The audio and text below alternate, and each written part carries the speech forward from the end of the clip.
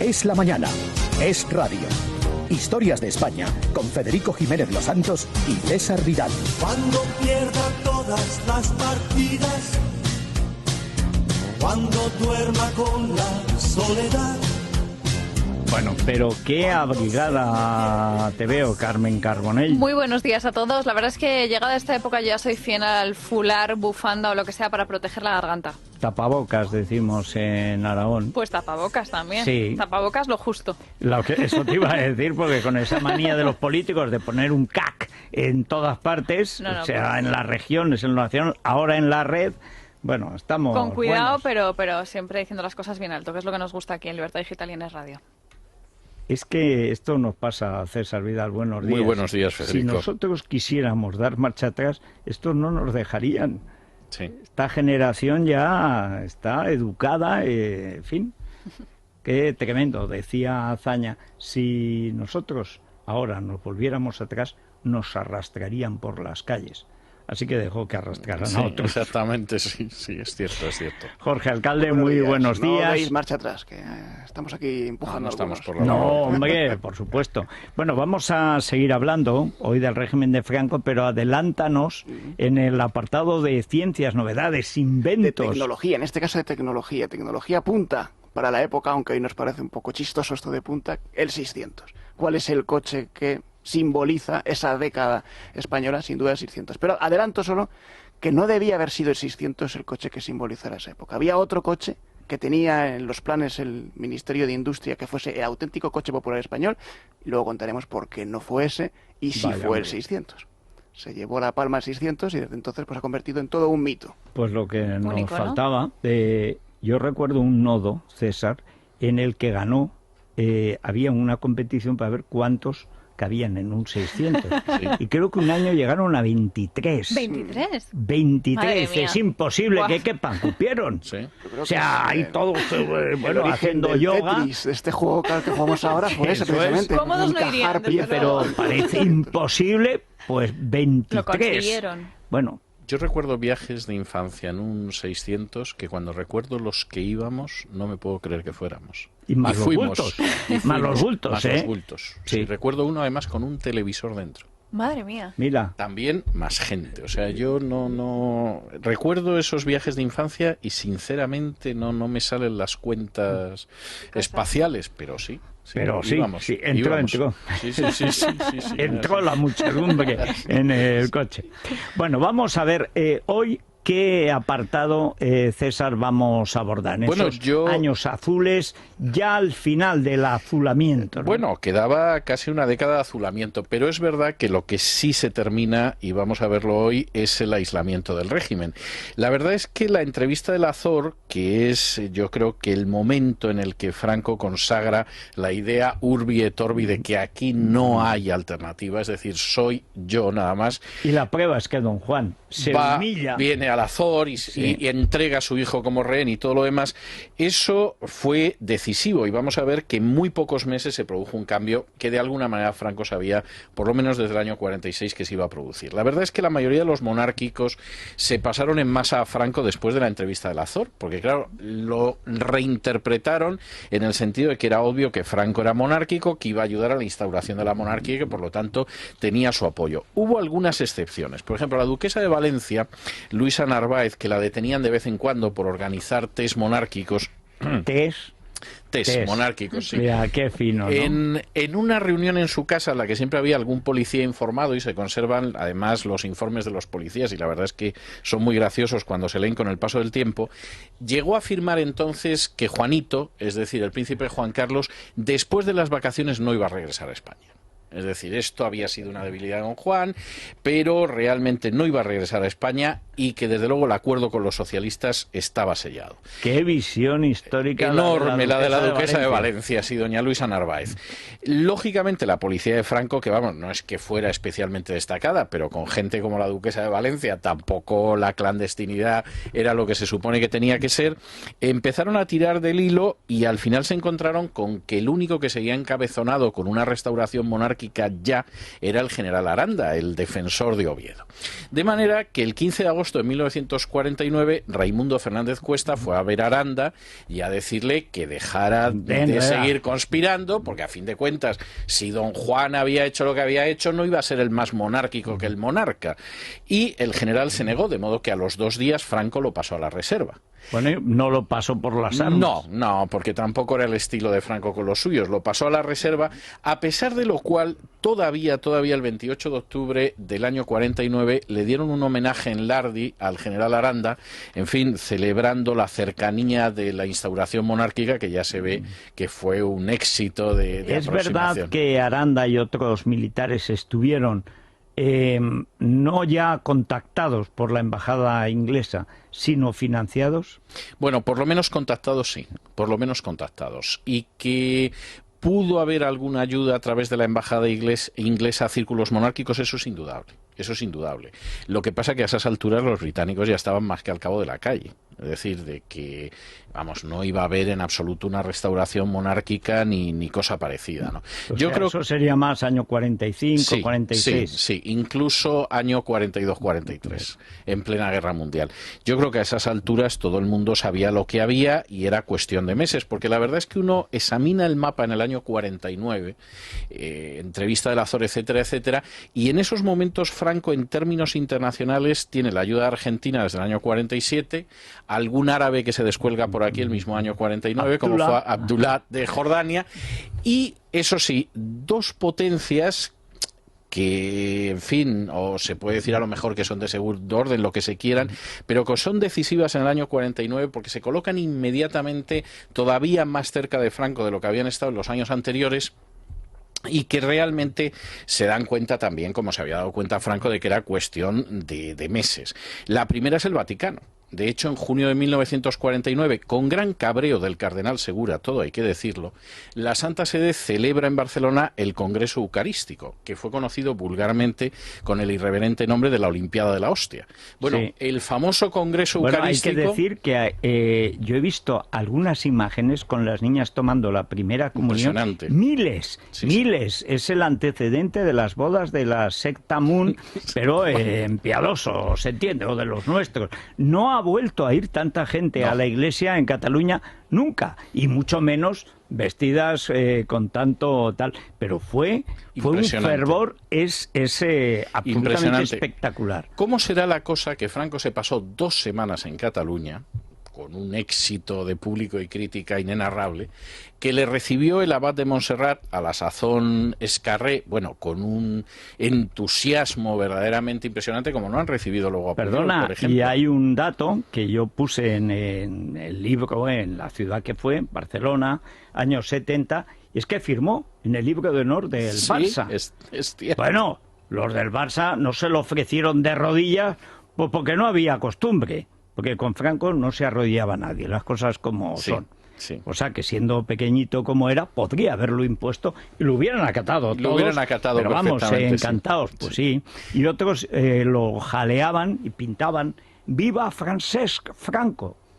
Lo cual es significativo, no está no está nada mal. Sí. Bueno, por supuesto, en esas 2 semanas que estuvo Franco en Cataluña, se produjo una reunión de las fuerzas vivas locales para convencerle de que colocara en Barcelona la fábrica de la Sociedad Española de Automóviles de Turismo, la SEAT, que empezó a fabricar primero el 1500, que muchos recordamos por los taxis de Madrid, que eran 1500, lo fueron, pero hasta yo creo que mediados de los años 70, y por el 600, del que luego hablará Jorge Alcalde. Por supuesto, aquello fue a Barcelona, señal del centralismo que tenía aislada Cataluña. Claro, que la primera fábrica de la SEAT estuviera en Barcelona. Como los Altos Hornos de Bilbao, que era otra prueba del centralismo atroz. Terrible, sí. Y es curioso que en el discurso de inauguración de la SEAT de Franco pronuncia un discurso en el que él dice que rechaza lo mismo el capitalismo que el marxismo, literalmente.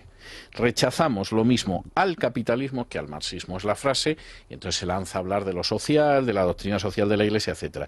Curiosamente, además, lo hace reproduciendo casi, y alguien le debió de pasar la historia, el decreto pontificio de 13 de julio de ese mismo año, 1949, donde se recordaba a los católicos que los miembros de los partidos comunistas estaban incursos en excomunión late sentencia.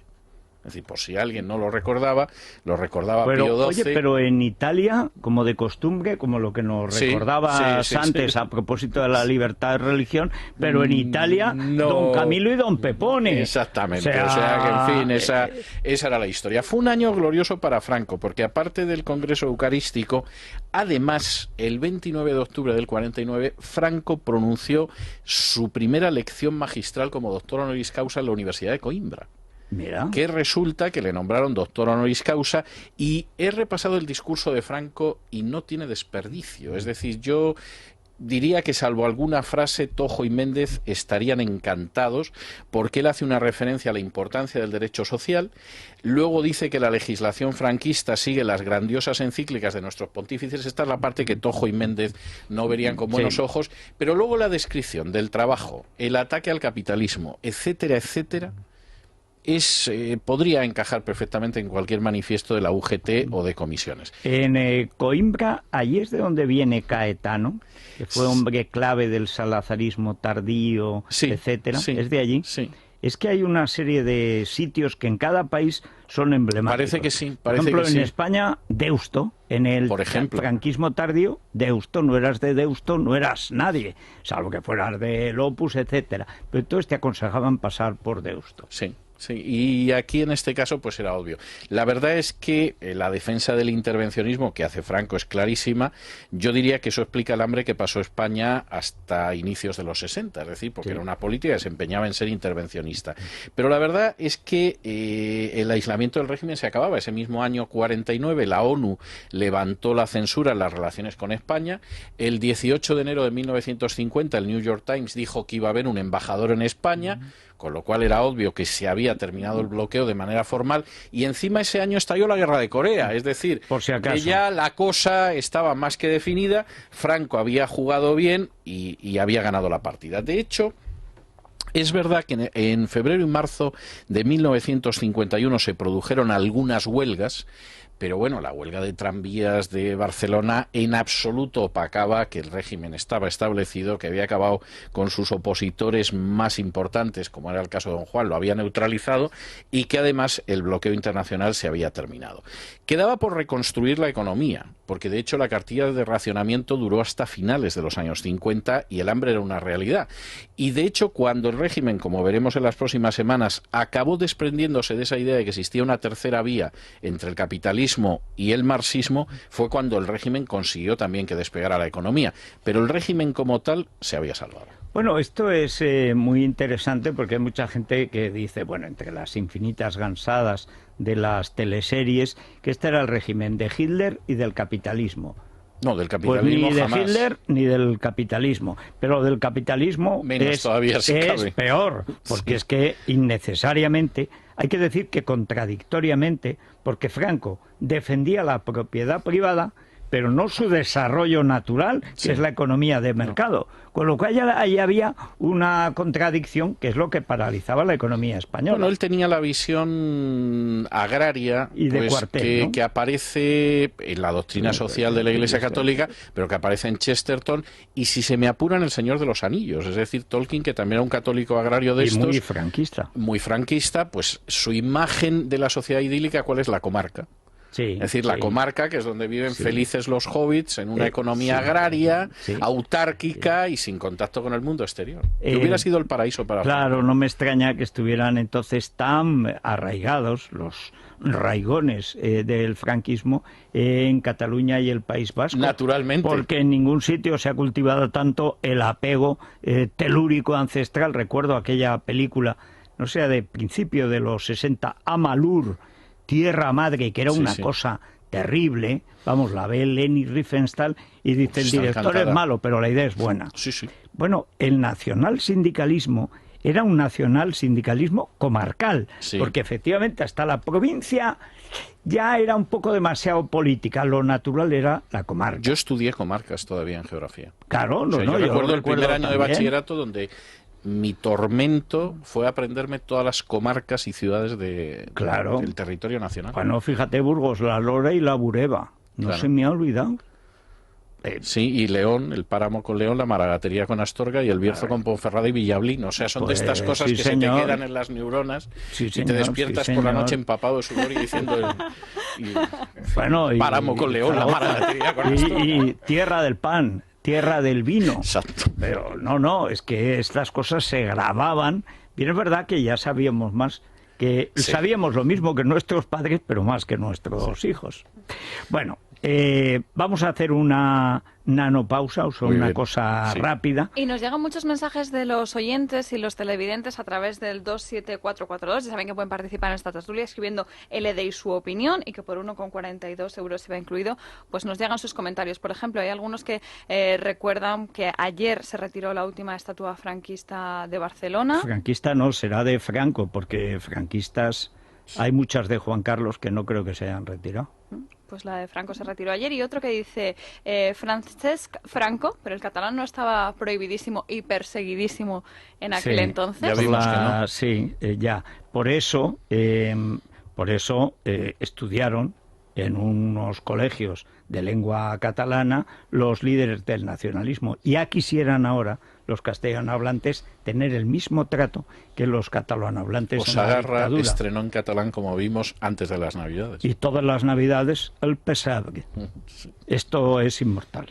Yo creo que antes de Franco ya existía el pesebre en Cataluña y, por supuesto, después de Franco Y el se pesebre se ha ampliado y hay enormes cuadras apesebradas en todos los ámbitos políticos, periodísticos. ¡Oh, qué pesebres hay! Bueno, pues ya lo saben, 27442 es el número al que tienen que mandar sus mensajes de texto, escriben LD y su opinión, y solo cuesta 1,42 € IVA incluido. Y además de irnos a publicidad, voy a recordarle a todos los oyentes que hay una solución para perder peso y es adipesina. La que Le hubiera nos... venido bien a Franco, ¿eh? Sí. Yo recuerdo una pintada fantástica en los años de la transición en Valencia, que decidieron cambiar estas cosas, que decían... bueno, había muchas atrocidades, pero esta de Valencia decía, Franco, gordito. Y punto. Claro, Ya está. claro, ya, en fin. Pues no le hubiera pasado con adipesina. Claro. Nada de gordito, porque además ya saben que la zona problemática es la zona abdominal, la de los michelines, y gracias a adipesina se destruyen las acumulaciones de grasa de esa zona. Por sus ingredientes naturales no tiene contraindicaciones ni efectos secundarios, lo puede tomar todo el mundo y con solo 2 comprimidos diarios, un poquito de ejercicio y una dieta hipocalórica, lo conseguimos con adipesina. Bueno, pues son las 10:30, las 9:30 en Canarias, una brevísima pausa y volvemos a esta breve historia de España. Ni del menú del Hotel Plaza en Nueva York, ni del Faisal, ni los foie gras de Paloma, ni me hable usted de la langosta al termidor, porque es que a mí sin discusión me quita el sueño, y es mi alimento y mi placer. La gracia y sal que al cocidito madrileño le trae el amor de una mujer. Cocidito madrileño, picando en la guardilla, que me huele a hierba buena y a verbena en la vitilla. Cocidito madrileño del ayer y del mañana, pesadumbre y alegría de la madre y de la hermana. A mirarte con ternura yo aprendí desde pequeño, porque tú eres gloria pura, porque tú eres gloria pura. Cocidito madrileño. Bueno, Pepe Blanco, que era increíble, acompañado generalmente de Carmen Morel, pero en esta no. Y yo creo que además en un signo del hambre que se pasaba en este país, porque en este país en esa época se componen una serie de canciones, esta era de Quintero, León y Quiroga, cantando la comida. Claro. Es decir, igual que había una canción a la vaca lechera, Claro, pues había no es una de esa vaca época, cualquiera, exactamente, y la leche merengada, pues existía una al cocido madrileño. Yo no me imagino una canción en Estados Unidos cantando a la hamburguesa, porque claro, esto Vas no... a comparar la hamburguesa con el cocidito madrileño. No, en absoluto, pero vamos, Sí. en cualquiera de los casos indica cómo estaba el país, que en fin, cantaba lo del cocidito y supongo que los jugos gástricos ya todavía se les pondrían peor a los españoles que A mí estaban me con la cantidad gustaba de mucho de racionamiento. niño y me planteaba ciertos problemas conceptuales. Creo que lo vi en Amor sobre ruedas, Sí. de Carmen Morel y Pepe Blanco, pues cuando llegaban a mi pueblo las películas, que era 5 o 10 años después de estrenarse, que decían repicando en la buhardilla. Y a mí eso de que repicaran los garbanzos me producía una cierta desazón. ¿Pero qué garbanzos son esos? Porque evidentemente en Teruel no repicaban, ni había buhardillas, porque menudo tiempo tenemos. O sea, repicando en la buhardilla. Queda muy bien y Queda demuestra muy que bien, muy Quintero, León y Quiroga, los mejores. Pues escribían de maravilla, Pero en fin. repicando en la buhardilla. Dicen mucho, la verdad es que dicen mucho de la época y, en fin, de todas formas, yo reconozco que la canción está muy bien. Pepe Blanco la cantaba como nadie, porque es Sí. verdad que hay versiones posteriores, pero el estilo de Pepe Blanco es absolutamente insuperable y seguramente le veremos alguna vez antes de que acabemos esta temporada. Hacían muy bien las jotas de picadillo. Muy Carmen bien. Morel y Pepe Blanco, Blanco, lo sí. hacían divinamente. Es verdad. Bueno, y tengo que hablar del libro de esta semana, que es un libro olvidado, pero que en su día mereció incluso una reseña en el Time, que por cierto he estado recuperando estos días de atrás. Fue el Premio Nadal del año 50 de José Suárez Carreño, un libro que se titulaba Las últimas horas. Tengo que decir que Suárez Carreño ahora yo creo que es un autor prácticamente olvidado. Planeta reeditó este libro en el año 2000, pero porque reeditó todos los premios Nadal y lógicamente nos iba a dejar el del año 50. Pero la verdad es que en su día fue un libro revolucionario y hay quien considera que esto es el inicio de la novela social española junto con La colmena de Camilo José Cela. Claro, será la de la posguerra, porque el Lazarillo evidentemente iba por ahí, si me apuran, el arcipreste de Ita Pues fíjate, también. la Celestina. Exactamente, o sea que claro, evidentemente de la posguerra. Suárez Carreño es un personaje peculiar porque llegó a ser el jefe de la FUE, que era la Asociación Estudiantil del PSOE, tuvo cargos importantes del Partido Socialista durante la Guerra Civil y luego regresó a España, donde tenía opiniones curiosas. Por ejemplo, él consideraba que el Holocausto era mentira. Y solucionaba la muerte de García Lorca diciendo que eso había sido una pelea entre maricones. Cito textualmente, lo cual verdaderamente es notable en alguien que había tenido una juventud en el Partido Socialista. Poco antes de morir Franco se marchó a Francia exiliándose voluntariamente, anduvo en el círculo de Carrillo y luego regresó, supongo que en la idea que aquí iba a haber una revolución que no vio en su juventud y tampoco en sus años posteriores. La novela sí es una novela muy interesante. Me llama la atención de que tanto en el año 50 que le dieron el premio, tanto en España como en el extranjero le identificaron con Joyce, porque efectivamente es una novela que transcurre en unas horas nada más, prácticamente más que en una jornada, en una noche, y porque además utilizaba mucho el monólogo interno psicológico, cosa que, en fin, en España no se había hecho. Y es una novela Menos que mal que hasta Juan Benet se hizo poco. Es cierto, es cierto. Porque vaya pestiño, hay que hacerlo muy bien para que eso... Hay que hacerlo muy bien para que esté bien. Y en el caso de esta novela, hombre, una novela muy amarga, porque es la historia de una chica de clase media que se llama Carmen, que decide dedicarse a la prostitución para pagar facturas de la familia, y entonces conoce a un personaje que se llama Ángel Aguado, que es impotente y que se convierte en su protector, y cuando en la noche de Lampa de Madrid recalan en uno de los tugurios, se les une un joven delincuente de poca monta que se llama Manolo, van pasando de tugurio en tugurio hasta que se suben en el automóvil de Ángel, van hacia la Sierra de Madrid y todo acaba trágicamente, y no voy a contar el final porque entonces hay gente que a lo mejor se anima y la lee. Yo creo que es una novela interesante, pero muestra, en fin, lo de Sic Transit Gloria Mundi, es decir, cómo pasa. Es decir, yo creo que ahora mismo casi nadie conoce a Suárez Carreño. Y en su día el Nadal era el gran premio de prestigio, sí. Era el gran premio. Yo creo que en estos momentos a Suárez Carreño,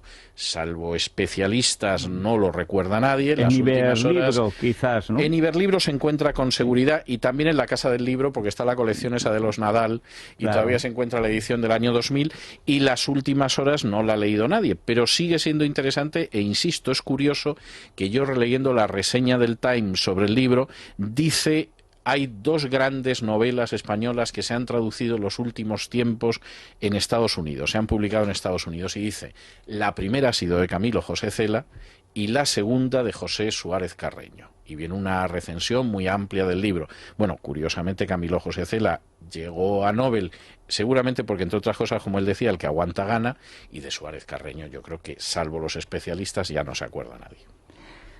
Pues sí, Sic Transit. Sic Transit, Gloria Mundo. Sí, señor. Es que el partido podía conseguirte una reseña. Sí. Publicar en francés y en inglés. Lo que no te garantizaba es la perduración. No, porque la gloria perdurable. Él ganó al año siguiente, porque escribía también teatro, ganó el Lope de Vega. Y hasta ahí llegó. Más, y es que no, ya, más ¿sabe? resulta difícil, pero hasta ahí llegó. Bueno. Se dedicó a otras tareas y esto exige mucha perseverancia. Sí, y sacrificio, etcétera. Bueno, vamos a acercarnos a los coches, a ver qué pasó con el 600, porque él llegó a ser el 600 y no otro. Pero antes vamos a acordarnos de Rubalcaba, porque Rubalcaba no sería tan malo y lo sacarían en las grabaciones de los mítines del PSOE si tuviera una melena, pues como Cascos. Claro. Un pelucón, que es una cosa tremenda. ¿Por qué? Porque llegó tarde Rubalcaba al Capidermol. Con Capidermol hubiera sido otra cosa, hubiera aparecido Claro. en las imágenes y además no tendría ni caspa ni grasa, ni siquiera tendría problemas de caída del cabello, porque ya saben que es la solución para estos tres problemas en concreto. Cada pack de Capidermol se compone de dos productos, un tónico y una loción, que actúan conjuntamente para paliar estos problemas. Ya saben que son soluciones terapéuticas, no cosméticas, y que podemos conseguir estos productos llamando al 902-320-440, 902-320-440 o entrando en la página web www.capidermol.com con la garantía de Laboratorios Capidermol. Bueno, pues una pausa y nos acercamos a los coches, al milagro del 600, el coche plexiglas, el coche acordeón, donde cabían 5, pero entraban 15, 20. Sí. Pero ¿por qué el ser humano entonces era tan flexible y ahora no? Veremos, contaremos la verdadera historia jamás contada del 600. Bueno, lo de verdadera doy fe. Lo de Sí. jamás contada posiblemente sea una exageración, pero la verdadera historia Casi de por qué el 600 Yo no me la sé. fue lo que fue. Ardo en deseos. Es radio.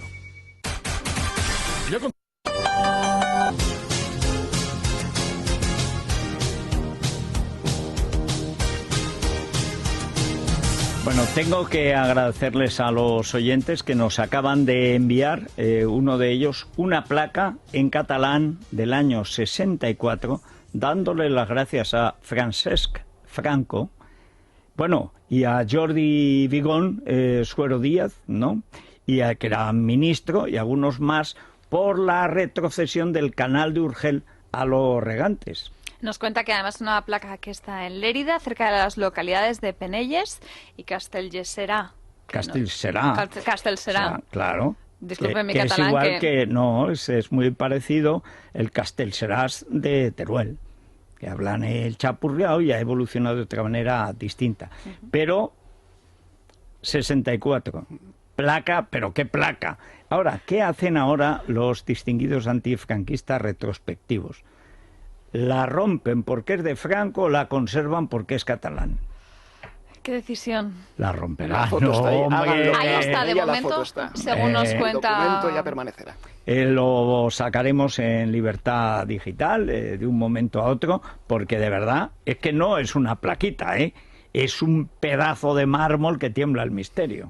Enorme, la verdad. No hubiera cabido en un 600, No, probablemente. eso no. 20 personas sí, pero esa placa No. probablemente no.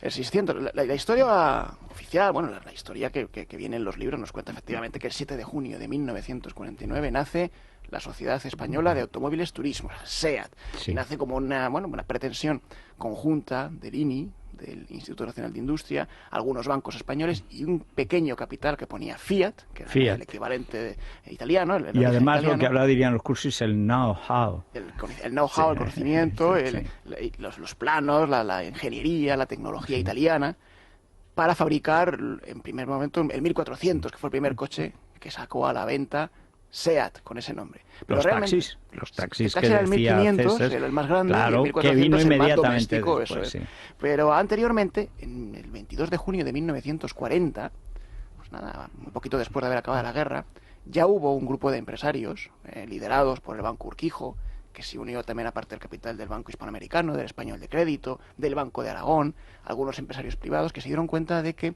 el negocio de fabricar coches era un negocio interesante para la reconstrucción de un país después de la guerra. Pasó exactamente lo mismo en la posguerra de la Segunda Guerra Mundial, que bueno, la gente empezó a necesitar coches baratos para moverse en ese país que empezaba, o en esos países que empezaban a reconstruirse. Hay que decir que en Estados Unidos con el Ford T y luego en Alemania con el Volkswagen, habían empezado a hacerlo ya antes de la guerra, pero después con más motivo. Con más necesidad. Bueno, pues aquellos empresarios, primero como una iniciativa puramente privada y casi personal, crearon SIAT, la Sociedad Ibérica de Automóviles de Turismo.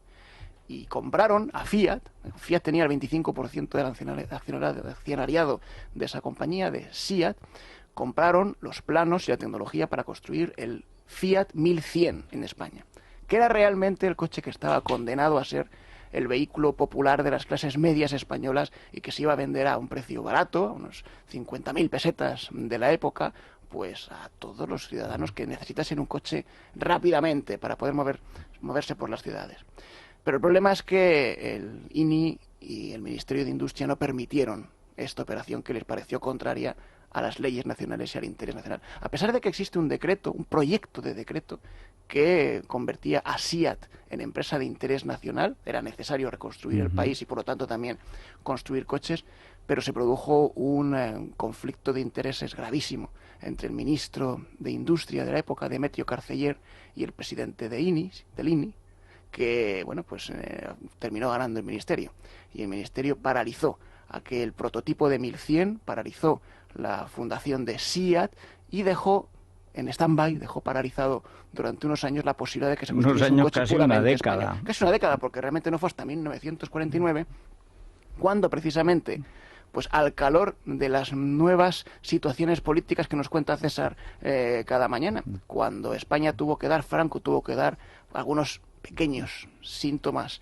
de cambio de gobierno, pues se cargó literalmente a Demetrio Carceller, lo que era falangista de PRO, lo destituyó como ministro de Interior y fue ministro de Interior y presidente de INI a la vez, pues el personaje que creó SEAT, que volvió a recoger el proyecto de aquel antiguo SIAT y lo convirtió en SEAT. Claro, con otro formato, mucho más intervenido por el Estado, con menos capital de los italianos, con mucha más presencia del capital público español y con menos presencia de empresarios privados como tenía aquella primera SIAT. De hecho, hay una parte del contrato con Fiat que nunca se llegó a cumplir, porque Fiat tenía que haber cobrado el 3% de todas las ventas de sus coches en España, y eso le pareció al Ministerio de Franco, al Ministerio de Interior, absolutamente impensable, y aquello nunca se llegó a cumplir, que fue lo que llevó al traste con el proyecto del 1100. Pero bueno, al final, a rey muerto, rey puesto, el 1100 no se llegó a fabricar en masa en España.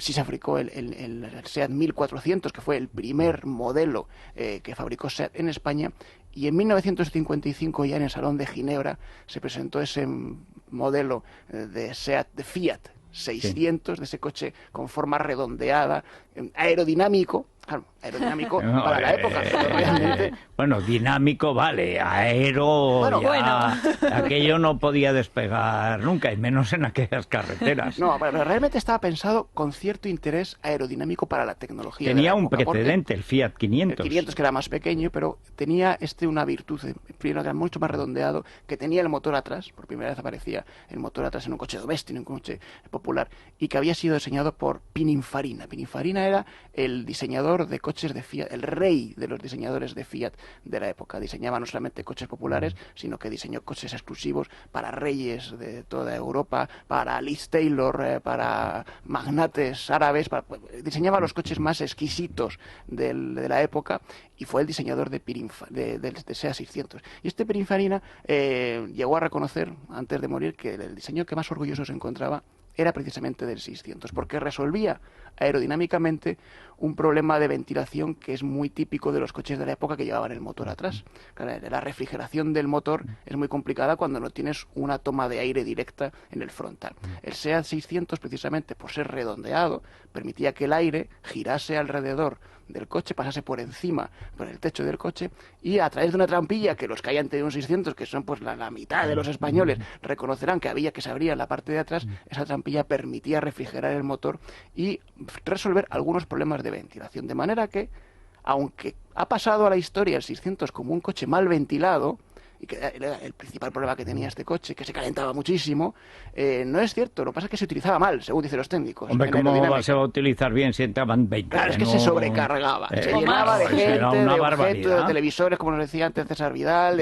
Pero si todo encima lo que llevaban casi un rascacielos de todo tipo de cosas, atado con cadenas, con cuerdas, con lo que sea. Lo de los coches de los moros que vuelven a Marruecos o a Mauritania, etcétera, una broma al lado de lo que llevaba el SEAT, que era así, y llevaba encima, bueno, como los peinados de la señora Simpson, o sea, ese fue el principal problema, la famosa vaca con B, que se ponía llena de colchones, de todo tipo de maletas. Podían encima de haber puesto una vaca con V y también la hubieran llevado sentada mirando ahí al horizonte. Y que cortaba precisamente el tránsito del aire desde el morro hasta el culo donde estaba el motor, que era lo que su diseñador había pensado que se tenía que utilizar. De manera que el coche se calentaba. Eso es evidente. El coche te dejaba tirado. Ahora, qué duros eran. Eran duros y tenían un problema también de estabilidad por los neumáticos tan chiquititos que tenían, pero era un problema que fue solventado fácilmente con ingenio doméstico. O sea, los neumáticos se podían cambiar fácilmente y aunque teníamos que llevar, se tenían que llevar a 60 personas dentro, también siempre había hueco para un pequeño, una llanta, un neumático de repuesto que pudiese servir a mitad de la carretera, ¿no? ¿Qué menos? Claro. Que por lo menos por si había de acaso. todo. El 600 tuve que competir, aparte de con los dos modelos de SEAT que hemos mencionado, con algún otro modelo de la época que forman parte del romanticismo de la televisión y del cine de la época. El Isetta, ese pequeño coche que era realmente una mezcla de coche y scooter, ¿no? Que tenía forma de huevo, que había un modelo abierto, descapotable. De diseño, es precioso. Sí, el diseño huevo. También italiano. Se abría por delante, ¿no? Se abría por delante, igual que el 600, que también se abrían los primeros modelos, ¿no? Se abría con la puerta al revés, que era una de las características del 600. Tuvo que competir con el Renault 4x4, que también fue el primer coche de Renault. Los he visto yo en Teruel. Sí, en masa había enormes España. Masas de 4x4, unos 15, frente a las gigantescas masas del 600, unos 30. O sea que... Bueno, es que el 600 durante unos años fue difícil incluso de conseguir. Hombre, había lista de espera como en los teléfonos, claro. Un año se tardaba y costaba el modelo básico, el normal que llamaban, porque luego el 600B, 600C, 600D, el básico, el normal, costaba 60.000 pesetas en 1957.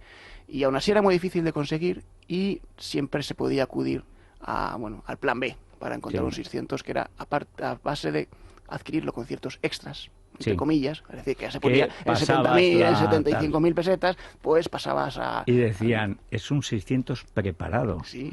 Como si fuera un cóctel, un zumo de naranja preparado, un vodka preparado, ¡buah! O sea, zumo de naranja y le atizaban tres dedos de vodka. Claro, aquello era y tan preparado. Y si se tenía pues algún contacto en la red distribuidora, pues uno se podía saltar la lista de espera. Pero la media de espera de esos primeros años, 57-58, era un año entre que se pedía y que se servía el 600 del color que uno había deseado.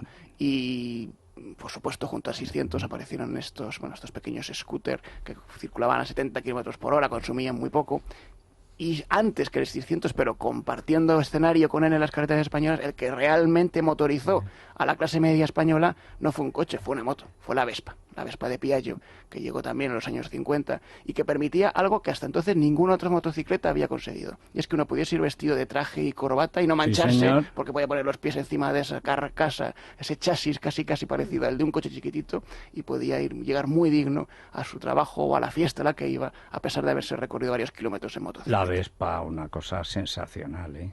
Yo tuve una que era una Vespa 150 Sprint, que ahora es la Vespa 200, que eso era una máquina absolutamente indestructible. Lo compré de segunda mano Y cuando me eché novia, tal vez por celos, la véspera muy sentida, pues entonces empezó a fallarme. Y yo con aquel carácter que tenía en mi juventud, ahora ya temperado, a mí esto me lo hizo subiendo en una calle de Barcelona. O sea, lo mal que quedas si estás empezando a salir con una chica.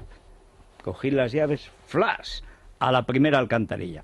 Yo quedé muy bien, pero luego multaron a mi madre, que era la responsable, porque no tenías derecho a tirar ni a abandonar una moto. Claro, es abandono de aunque un vehículo en vía pública. No, de vía pública no, la aparqué y después procedí al desalojo de sus llaves porque ya no me servían. 500 pesetas de multa le pusieron a mi pobre madre, que en paz descanse. Porque no podías. Digo, hombre, pues llévensela ustedes. Nos la llevamos, por supuesto, pero para destruirla. Y usted tiene que pagar esta multa. La dictadura asesina. Pero ya rompiendo corazones ahora, de motocicletas. Qué buen servicio me hizo durante años aquella Vespa, ¿eh? Y ha sido una pena que los modelos de Vespa se han ido estropeando estéticamente, ¿no? Hace 10 años se intentó recuperar la estética de las primeras Vespas, que es lo que realmente funcionaba desde el punto de vista emocional. Era más fina y todavía más elemental que la Lambretta, su hermana y rival, pero... Bueno, recordemos simplemente el Capi, que se inventó en Burgos, un capitán de infantería, un coche de 2 caballos que llamaba Capi. Bueno, vámonos al Corte Inglés. No vamos a hablar de infantería, pero vamos a hablar de baños y cocina, que bien. Algo tiene que ver. Se acaba el mes de enero y hasta el 6 de febrero en el Corte Inglés tenéis un 10% de descuento en todas las sillas, mesas y taburetes de cocina y una gran selección de grifería, platos de ducha, mamparas, azulejos, lavabos, accesorios, básculas. Bueno, todo ello para el baño, justo lo que necesitamos para terminar bien el mes de enero en nuestra cocina, en nuestro baño, y sobre todo nos gusta el presupuesto, que es lo más importante, así que 10% de descuento adicional hasta el 6 de febrero. www.elcorteingles.es y patrocinamos la Constitución de 1812. Pues muchas gracias, Elia. Son las 11, a las noticias y después al trigémino. Yo en mi infancia había 2 cosas que me maravillaban. 2 estrújulos. Pénjamo, ya estamos llegando a Pénjamo. Y el trigémino.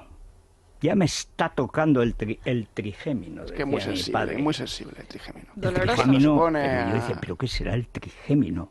Uy, hace mucho mal, decían. Y tanto, dolía horrores. Pero nos va a contar el doctor de la Morena que es la neuralgia del trigémino. Eso de que le está tocando el trigémino. O sea, que le duele el trigémino. Y, por ejemplo, al ladrón no le duele el trigémino, aunque debería, porque al tacto es lo que... Pues no, señor.